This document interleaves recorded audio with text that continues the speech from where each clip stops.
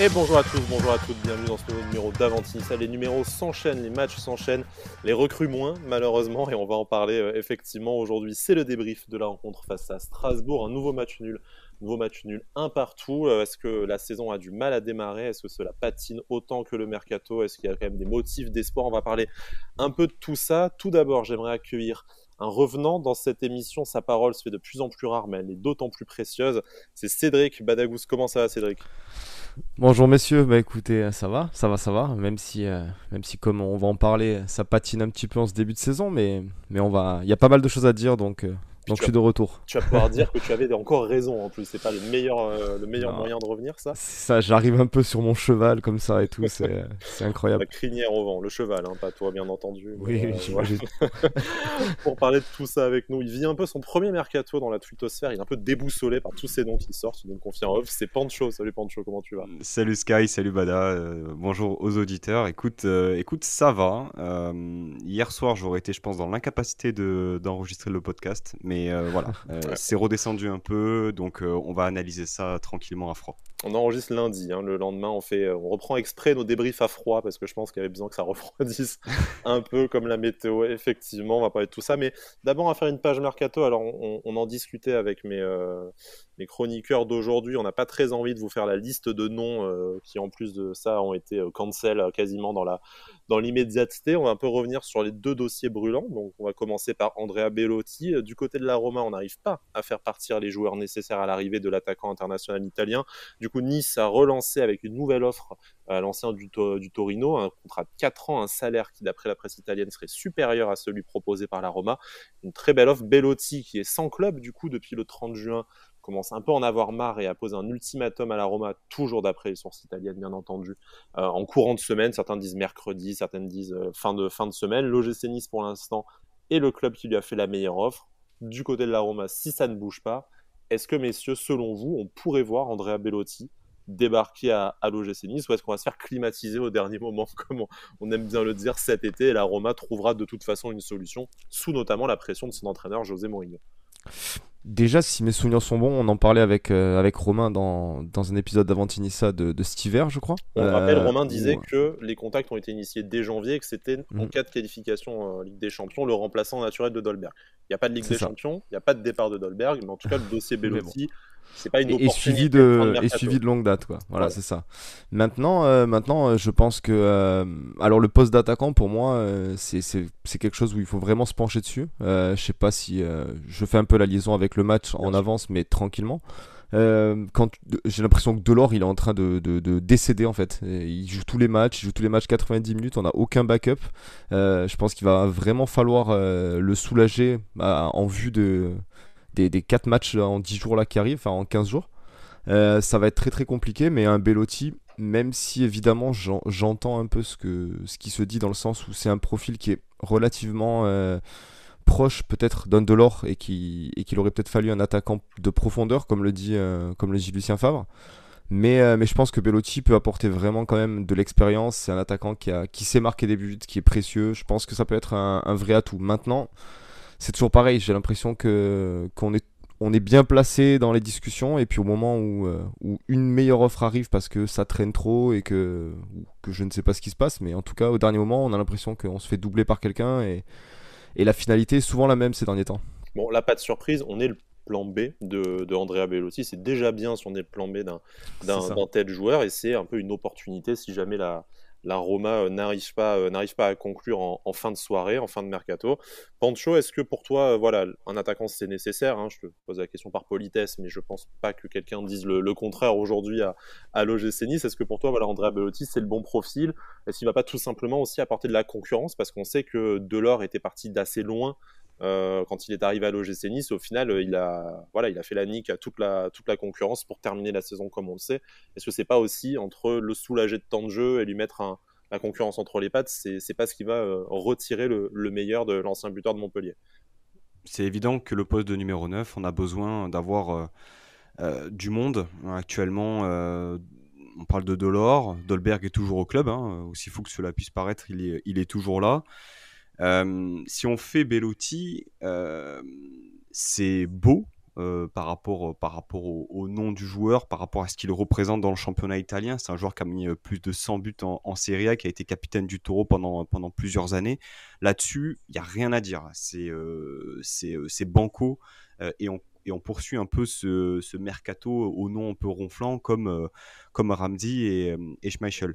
Après, vous l'avez dit, messieurs, le profil, moi, me pose question. Pas plus tard que hier soir, lors de la conférence de presse de Lucien Favre, il parlait du manque de profondeur de sa ligne d'attaque. Est-ce qu'un joueur comme Belotti apportera cette dimension-là dans le 4-2-3-1 ou 4-3-3 de Lucien Favre? Je ne pense pas. Après, oui, c'est un joueur qui a 28 ans, qui est dans la force de l'âge, qui sort d'une saison compliquée l'année dernière en Serie A, 8 buts de mémoire, qui était quasiment plus titulaire. Et moi, ce qui me pose question aussi, c'est qu'il est libre.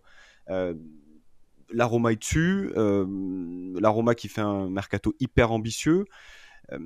Est-ce qu'on va pouvoir tenir déjà la concurrence de la Roma? Je sais pas, moi je me questionne surtout. Et pourquoi il est libre aussi à cette date, quoi? C'est ça aussi. Et oui, est-ce qu'il a fait une pré-saison? Est-ce qu'il a fait une pré-saison, tout simplement? Une pré-saison avec un préparateur individuel, et c'est-à-dire une des motivations de son insatisfaction et de son empressement envers la Roma, c'est de dire, bon voilà, moi j'ai déjà raté la préparation avec mon futur club, que ce soit vous ou un autre, je suis en train de rater les débuts des championnats, maintenant bougez-vous le cul. Bon, de toute façon, il reste 2 semaines de mercato, hein, donc même s'il est libre et qu'il peut s'engager plus tard, lui, je pense pas qu'il attendra jusque-là. C'est vrai que d'autres clubs ne se sont pas forcément pressés. On avait parlé d'un intérêt de Monaco à un moment donné, mais voilà, c'est surtout la Roma qui ne parvient pas à faire partir les joueurs nécessaires, et l'OGC Nice qui aurait remis une pièce dans la machine en espérant libérer le joueur, en tout cas le récupérer. Est-ce que, pour faire le lien avec d'autres dossiers mercato aussi, est-ce que c'est vraiment la priorité, et sans parler de tous les noms, hein, que ce soit Emerson au poste de latéral gauche, Francis Amouzou au poste d'ailier gauche, voilà, on a tous ces noms, on est proche, puis finalement non, le club décide de le garder, un autre club surenchérit, on peut parler de Fabiano Parisi aussi au poste de latéral gauche. Est-ce que pour vous, on est encore dans les temps, ou est-ce que là, à quelques jours, en plus d'une début de saison européenne et après 2 journées de championnat, il n'y a pas des postes où on aurait dû déjà se renforcer? Et à titre personnel, je pense notamment au poste de latéral gauche, sur lequel depuis le mois de janvier, et allez, laissons peut-être quelques semaines de bénéfices à Jordan Amavi, peut-être depuis le mois de février, tu sais de toute façon que tu vas devoir en recruter au moins un. Aujourd'hui, les rumeurs disent qu'on en recruterait même 2 en faisant partir Melvin Barr, mais force est de constater qu'en fait, au 15 août, le poste de latéral gauche, qui était peut-être la top priorité de ton mercato, qu'on pouvait citer dès la fin du mois de mai, on n'a toujours pas avancé là-dessus. Et moi, je suis désolé, j'ai rien personnellement contre Emerson, mais il sort d'une saison difficile à Lyon. Si tu te dis que dans ta top priorité du mercato, t'en es à un peu faire les poubelles des autres clubs, et en tout cas quand tu essaies de viser des seconds couteaux, je pense qu'on a raté quelque chose de ce côté-là. Mais même, alors je te rejoins totalement sur le poste de latéral gauche, hein. On sait depuis des mois et des mois que c'est une des priorités, on l'avait dit et redit.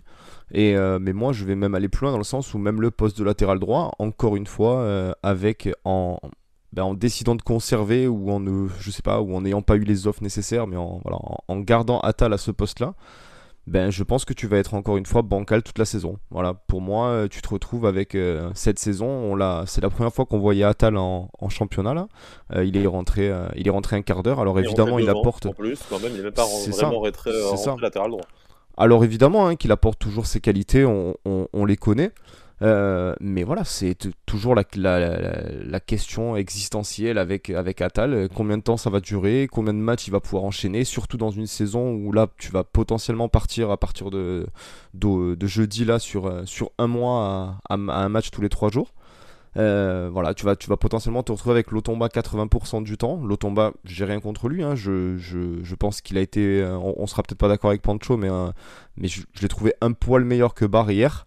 Mais encore une fois, c'est beaucoup trop léger. On nous parle. C'est monsieur 6 sur 10 toute la saison en fait. Il varie. Voilà, c'est ça. C'est correct, mais pas plus, quoi.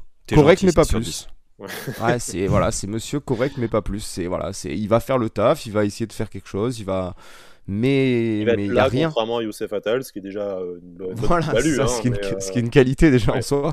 Mais voilà, je pense que on se rappelle, hein, alors on va pas revenir encore une fois sur ces saisons-là, sur la saison 2016-2017, où peut-être ta plus grande force cette saison-là, c'était latéraux. Là, sur ce poste-là, on s'est affaibli, mais d'une force, Et c'est le pire, c'est indescriptible, qu'on carrément. s'est même pas affaibli à cause d'une grosse blessure ou d'un départ. On le savait déjà la saison dernière. Bon, on recrute Melvin Barr qui, on sera peut-être pas d'accord sur le sujet, mais fait une saison très correcte, ou en tout cas peut-être la meilleure saison pour un latéral gauche depuis Dalbert, ce qui, je vous avoue, Mhm. n'est pas d'une grande non plus C'est pas difficulté, hyper mais, compliqué, mais il ouais. fallait le faire quand même, hein. En attendant, Oui, oui. il l'a fait. Mais voilà, donc tu savais que de toute façon, tu allais avoir besoin d'au moins un latéral gauche depuis quasiment le début de saison dernière. Tu as pris Jordan Amavi, tu t'es quand même très vite rendu compte, bon, sauf Julien Fournier, que ça allait pas le faire très très longtemps. Bon, et même chose à droite, où cette situation bancale avec Youssef Attal, tu la connaissais déjà depuis longtemps. Je te coupe 30 secondes. Il faut se rappeler quand même que l'année dernière, tu finis quasiment un match sur deux avec Danny Luc à droit quand même, hein. Oui, oui, oui, en plus, c'est vrai que tu as ça. Bon, maintenant, tu as Et le qui était, t'as le petit et qui Antoine était sans Diallo doute le qui va meilleur bien se faire latéral droit reprendre. qu'on ait eu sur la saison en termes de régularité, hein. Oui, très Ouais, non, clairement. mais c'est pour dire comment, quand même, à ce poste, comment il y a des trucs qui vont pas du tout. Et pourtant, tu repars encore avec une saison où tu vas potentiellement partir avec les mêmes latéraux. Et le Voilà, 15 août, tu n'as toujours pas réglé la situation. Alors, repartir avec les mêmes latéraux à droite, vraisemblablement. À gauche, on espère quand même qu'on va faire une arrivée. On espère qu'on ne Oui, va je pas parlais à faire. droite, hein. Mhm. Voilà, on espère quand même qu'on va Après, pas faire un panic buy à la Racine Colli au dernier moment, comme on a fait il y a 5 ans, en 2017, ce qui avait coûté sûrement quelques cheveux À Lulu. à Lucien Favre. Mais voilà. En tout cas, il y a ce poste qui est critique. Au poste d'ailier, on sait qu'il y a un besoin, peut-être pour soulager Gouiri et essayer de réaxer Gouiri, ce que Lucien Favre a évoqué en conférence de presse. Ça ne vient toujours pas. On sait qu'Anderlecht veut gratter 2 millions de plus pour Francis à mesure. l'OGC Nice a proposé 8 plus 2. Anderlecht ne veut pas entendre parler à moins de 10 fixes. L'OGC Nice estime que ça va 2 minutes les conneries, mais il serait temps d'accepter l'offre qui est plus que raisonnable. Le bras de fer s'enclenche, mais en tout cas, et on va doucement, messieurs, glisser sur le match, à moins que vous ayez quelque chose à rajouter sur le mercato. On voit quand même que ces postes-là, les postes de latéraux et le poste d'ailier gauche notamment, c'est là-dessus que très clairement la plupart des difficultés qu'on a dans le jeu se cristallisent.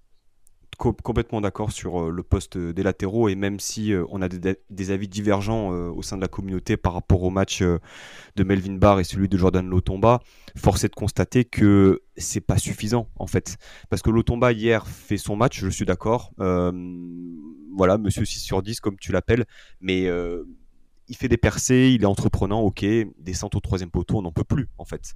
Donc au bout d'un moment, Déjà, au moins, il centre, contrairement à Barre, peut-être. ouais, mais quand tu centres au Débat troisième hautement poteau, philosophique. Est-ce qu'il vaut mieux ne pas centrer ou centrer au troisième poteau? C'est ça, On vous va avez faire un 4 heures. sondage sur notre Vous avez ouais, 4 heures. non, Twitter, mais dites-nous. non, mais c'est gravissime, mais ça montre aussi, voilà, le manque de niveau et le manque de niveau global qu'on a sur ces postes-là. Après, je reviens juste sur ce que tu disais, Sky, vis-à-vis on va dire de l'analyse des besoins dans ces postes-là en janvier. Voilà, Fournier est parti, on sait le vide aussi qu'il a laissé en interne. On voit qu'on a quand même pu recruter, mais bon, j'ai rien contre Alexis Beka, j'ai rien contre Machaviti. Il y avait aussi un besoin là, mais c'est vrai qu'en termes d'urgence, c'était les latéraux. On le savait dès lors que Jordan Amavi n'avait pas été conservé, dès lors que Attal était blessé un match sur 3, on le savait qu'il fallait faire quelque chose. BK qui ne rentre même pas hier, hein. Voilà, Beka qui ne rentre même pas hier, tu fais bien de le souligner. Maintenant, il y a aussi autre chose, c'est on va dire la possibilité qu'on a sur ce mercato-là. Je veux dire, des latéraux performants qui coûtent pas non plus une blinde.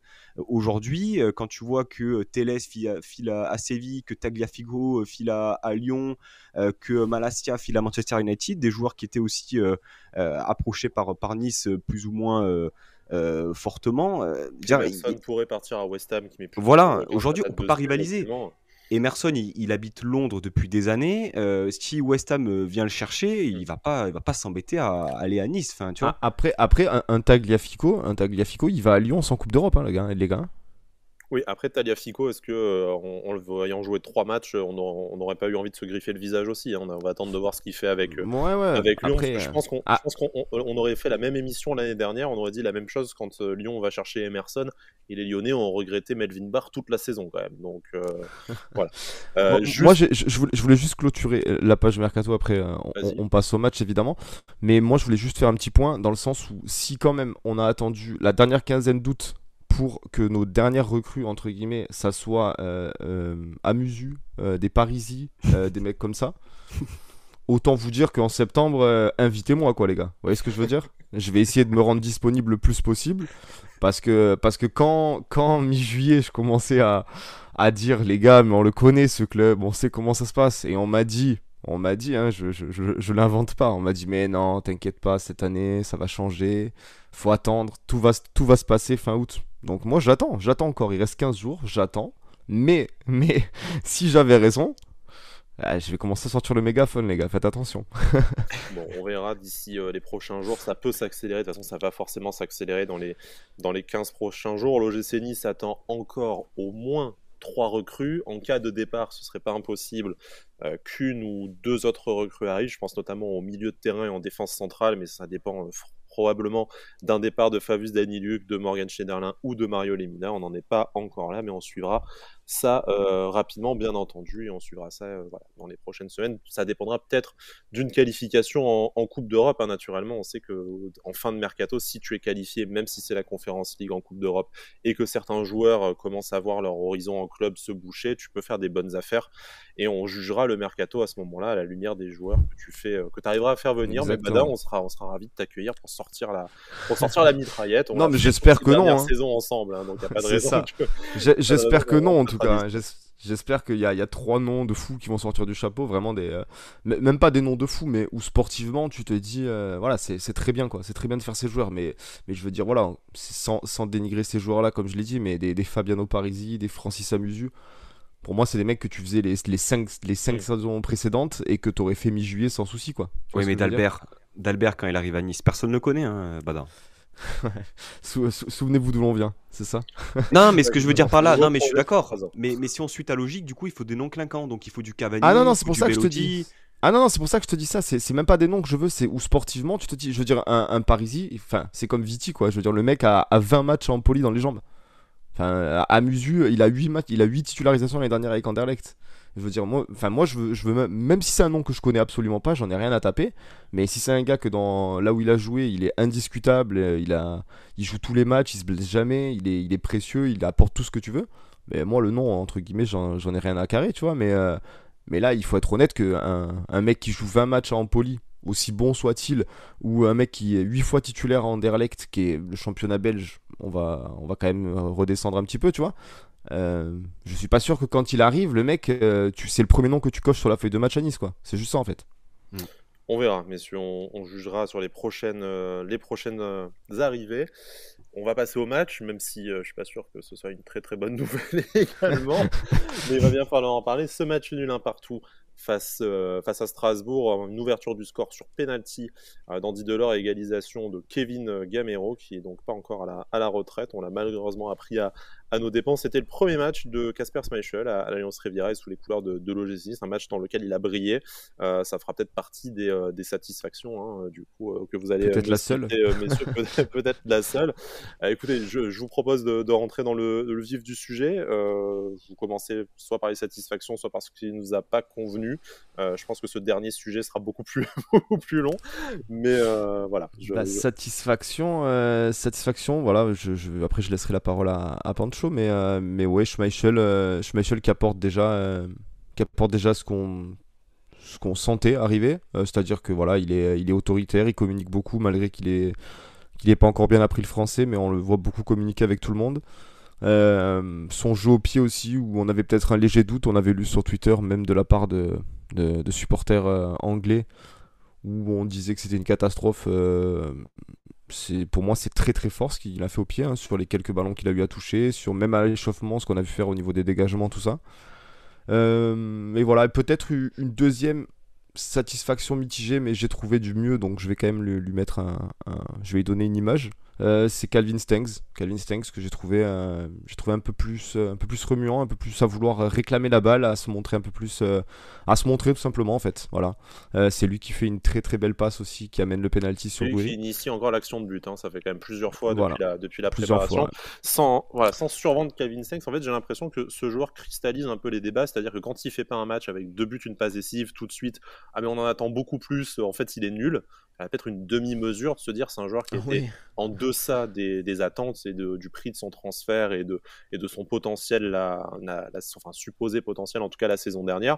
Mais là, alors, je ne suis pas du tout objectif sur Calvin Stengs, comme vous le savez si vous écoutez régulièrement cette émission, mais entre celui qu'on a vu la saison dernière et celui qu'on voit depuis le début de la préparation, là, il a déjà été décisif. Je trouve qu'il est quand même, il a été buteur, il a été à l'origine de 2-3 actions de but entre la préparation et le début de la saison. C'est pas formidable, bien entendu, on ne doit pas se satisfaire de ça, mais quand même, c'est déjà un début par rapport à tout ce qu'on a vu sur la première saison. Mais tout simplement, je pense qu'actuellement, entre le trio offensif, parce que voilà, le trio offensif de titulaire, on va dire, c'est peut-être celui qui se montre le plus et qui apporte le plus actuellement pour moi.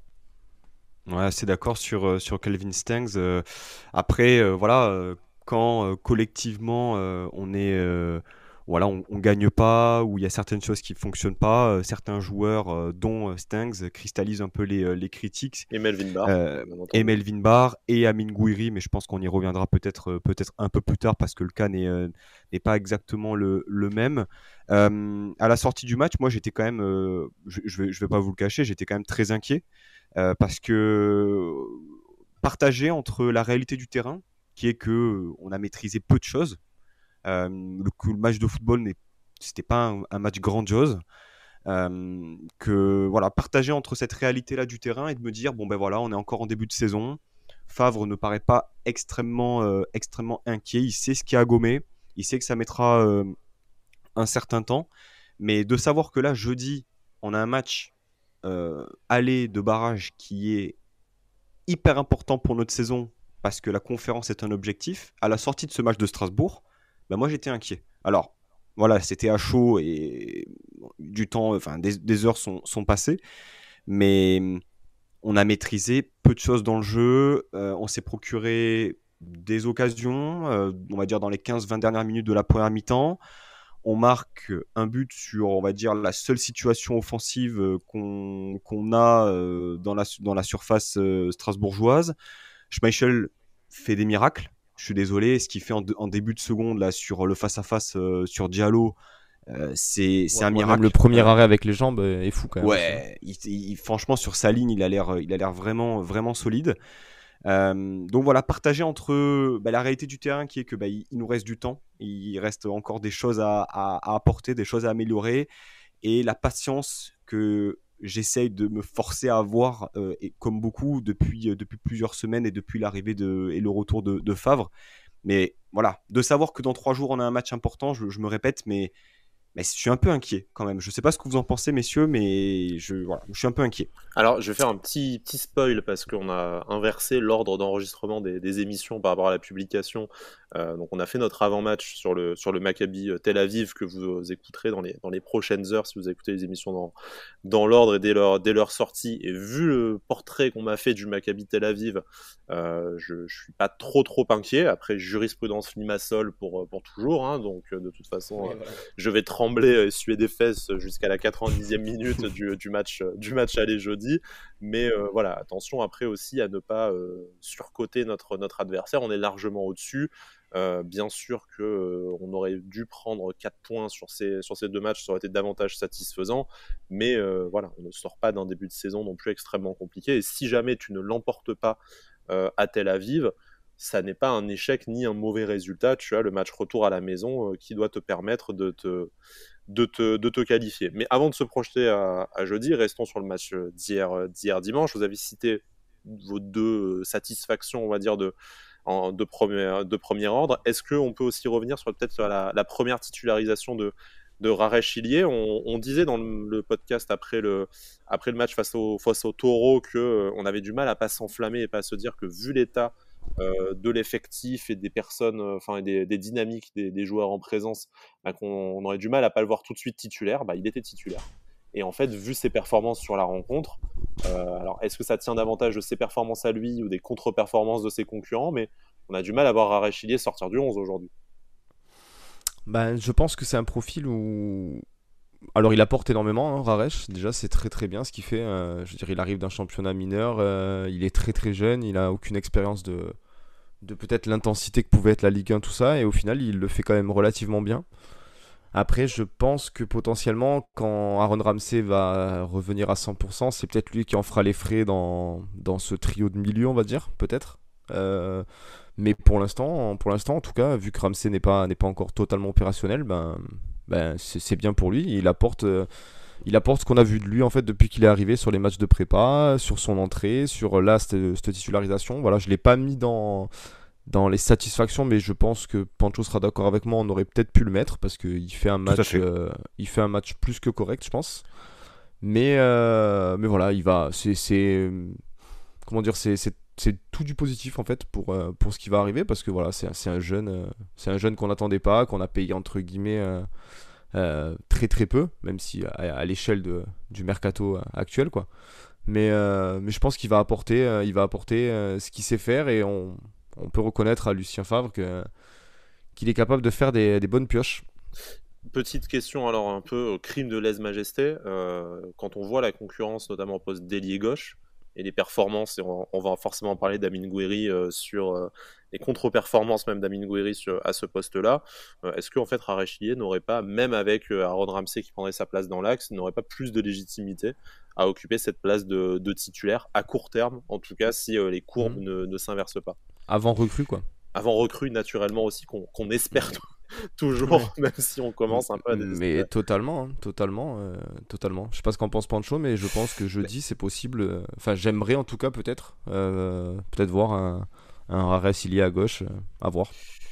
Alors, effectivement, la titularisation est venue, je pense, confirmer de belles promesses entrevues depuis son arrivée chez nous. J'étais très content déjà de le voir dans le 11 parce que il avait fait une belle rentrée à Toulouse. Maintenant, voilà, très intéressant dans les jeux courts, dans les combinaisons à 2-3 joueurs, rigoureux aussi sur le repli défensif, donc très intéressant. Après, j'ai l'impression et le sentiment que c'est plutôt un joueur axial, un peu comme sa rentrée à Toulouse où il est rentré un peu dans le cœur du jeu. Non pas que je l'ai trouvé plus intéressant, mais je pense qu'il pourrait être plus influent dans le cœur du jeu. Après, pour répondre à la question, effectivement, sur la dynamique du moment, quand tu vois que à gauche, les concurrents sont Gouiri, qui met plus un pied devant l'autre, Brahimi qui est rentré à gauche, alors il faudra y revenir parce que j'ai pas compris pourquoi il est rentré à gauche à ce moment-là du match. Oui, il mérite d'enchaîner en tout cas. Bah passons peut-être aux contre-performances et aux insatisfactions, parce que je pense qu'on a fait un peu le tour de ce qui était vraiment positif. Bon, après, on va pas revenir sur Todibo, tout ça, machin. On a l'habitude, tous ceux qui rendent des copies propres à quasiment tous les matchs. Parlons peut-être voilà, du but, et notamment de David Gouiri, qui est à la fois d'un côté le joueur qui provoque le penalty, mais le joueur aussi qui est à l'origine de l'action de but strasbourgeoise.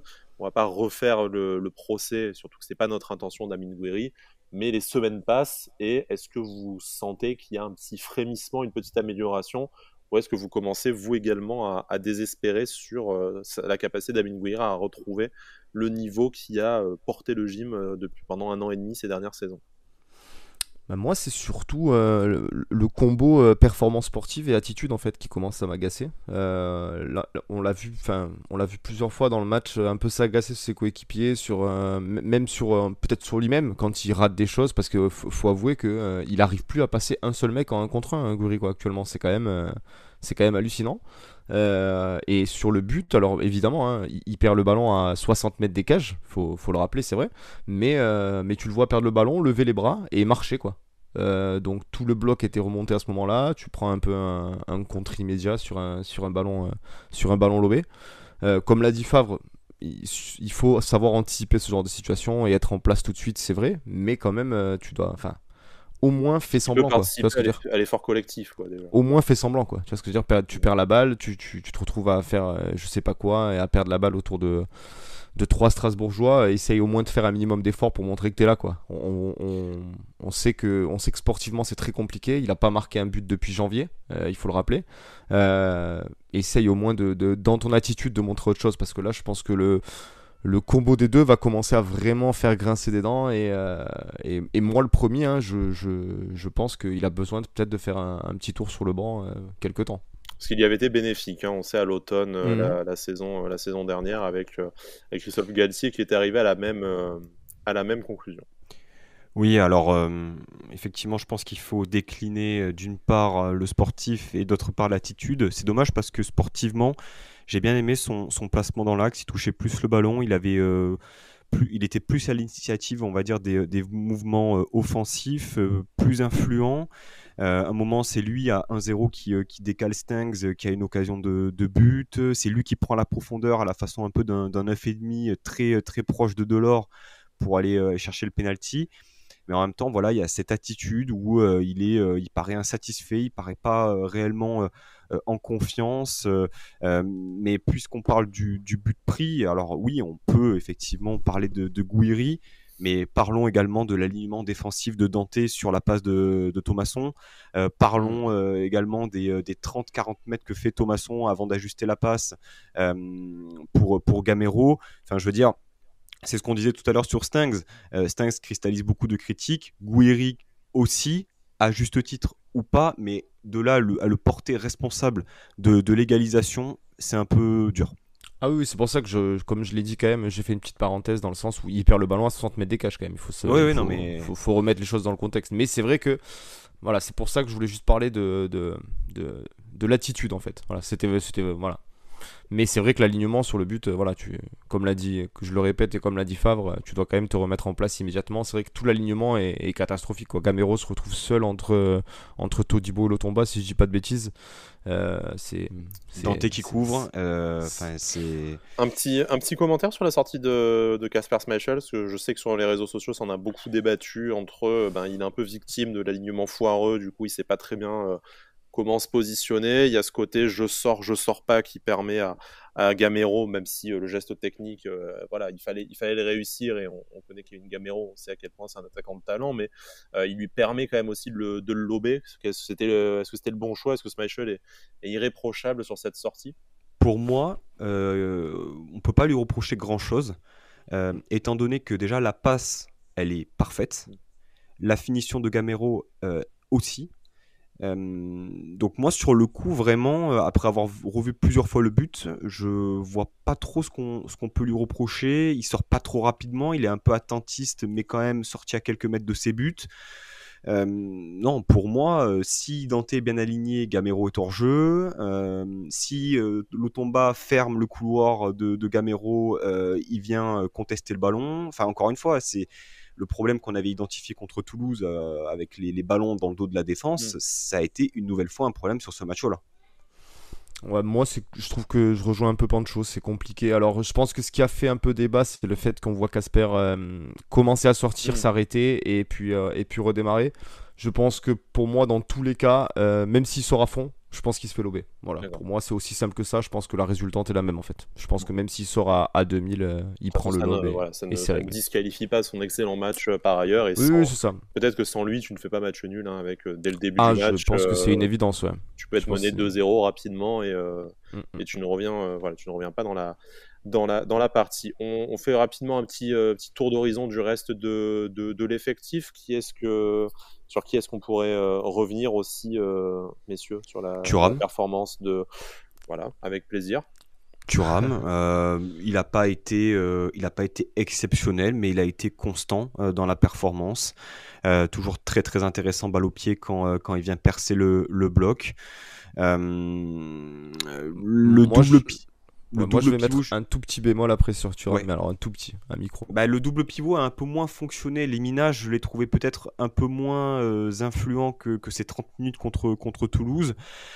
Thuram, je l'attends peut-être un peu plus bien polyvalent dans son jeu.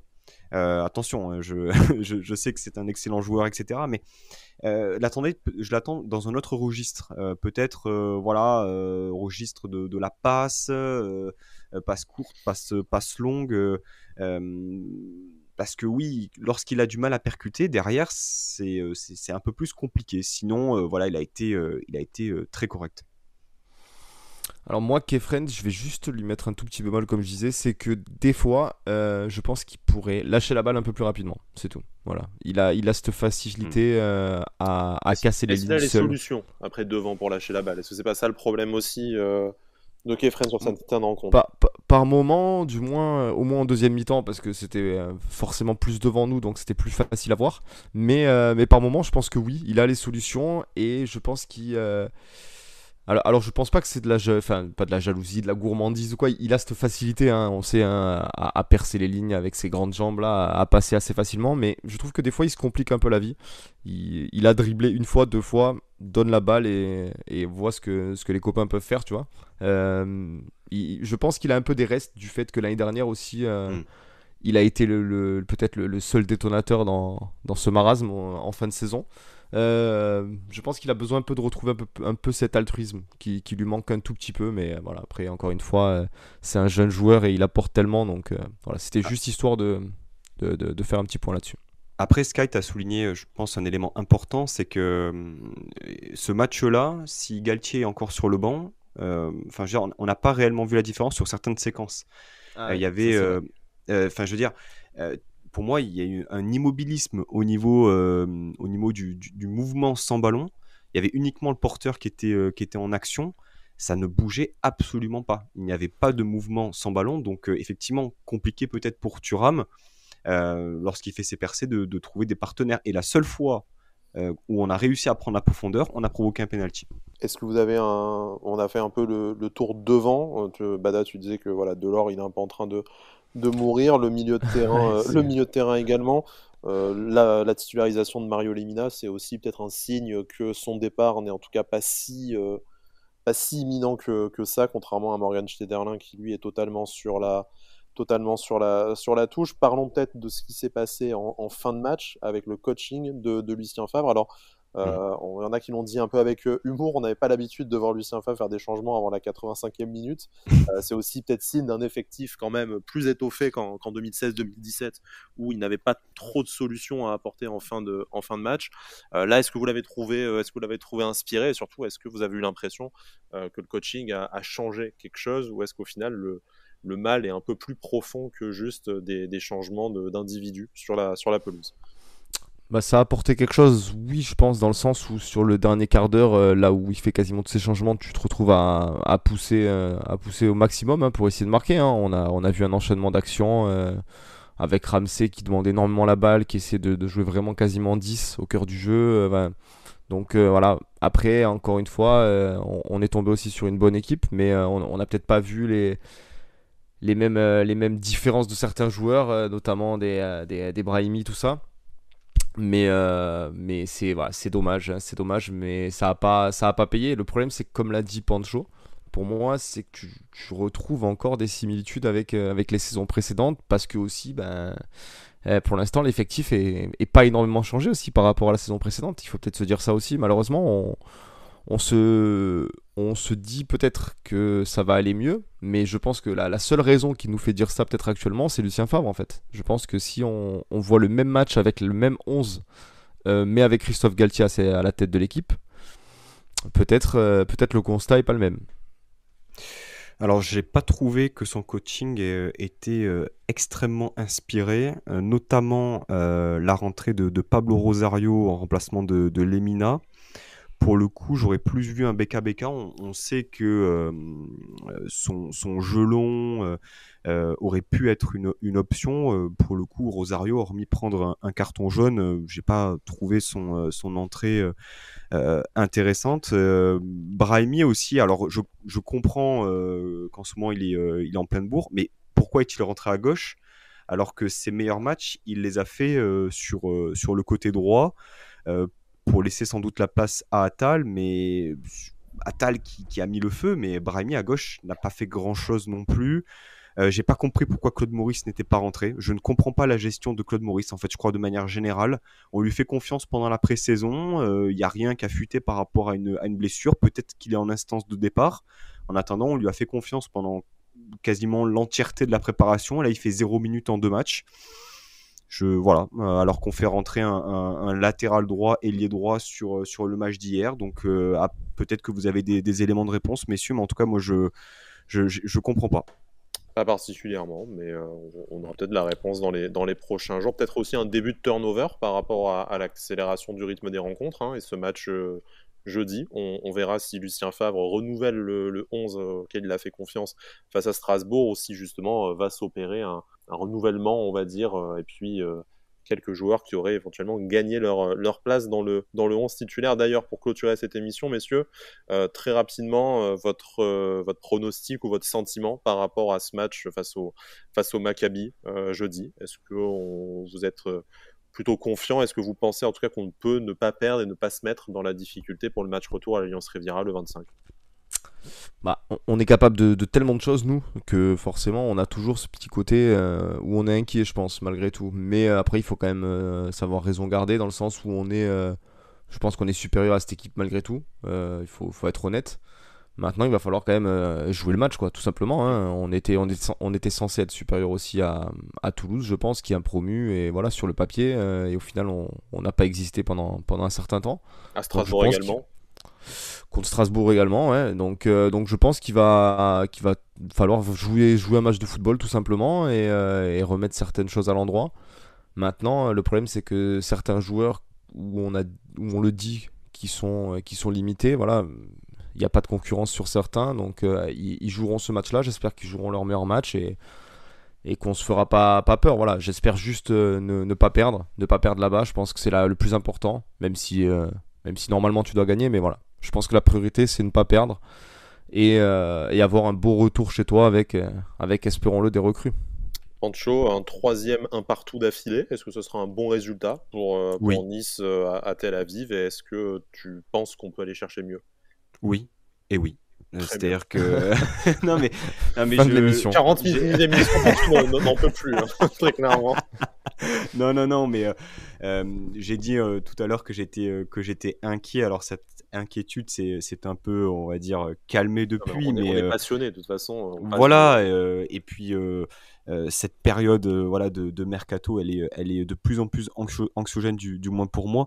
Mais oui, naturellement, il faut que notre saison démarre jeudi soir, les gars. Enfin, là, on joue un match extrêmement important qu'on ne doit pas perdre.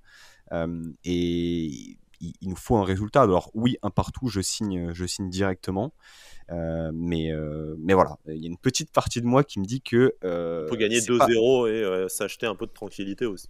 C'est ça. Ah, mais au moins lancer ta saison, je pense, tu Ouais. vois, parce que t'as pas encore gagné. Enfin, j'ai le souvenir. Ça sera pas en championnat, mais J'ai le souvenir, en fait, je sais pas si vous vous rappelez de la saison de 2012-2013 sous Puel, d'un match en Coupe de France ou en Coupe de la Ligue à Brest, Bien qu'on sûr. gagne 4-2. C'est le premier Exactement. but, il me semble, de Zvitanic, et notre saison avait démarré là. Donc, si on peut faire pareil, si on peut démarrer justement notre saison par un match en Europe, on signe directement. Eh ben, c'est c'est ça. tout ce qu'on souhaite, messieurs. Merci beaucoup de m'avoir tenu compagnie pendant cette quarantaine de minutes. Merci, Bada, d'être revenu. On sait que tu es un homme très très pris, surtout avec les vacances scolaires, mais ça y est, C'est tu es ça. toi-même en vacances, d'après ce que j'ai compris. Officiellement, pas encore. Officiellement, à partir de demain. Bon, bah, à partir de demain, alors, bonnes vacances à toi. Tu reviens quand tu veux, tu n'hésites pas. Pancho, on te retrouve dans le club Pancho mercredi, si vous écoutez cette émission avant le direct qui aura lieu le soir sur la chaîne Twitch de Pancho, comme d'habitude. Vous nous retrouvez sur notre chaîne YouTube de Sports Content, également sur Apple Podcast, Deezer, Spotify, un peu tout ça, vous avez l'habitude. N'hésitez pas à vous abonner, à nous lâcher 5 étoiles, et puis on se retrouve très vite. D'ici là, Issa Nissa. Issa Nissa.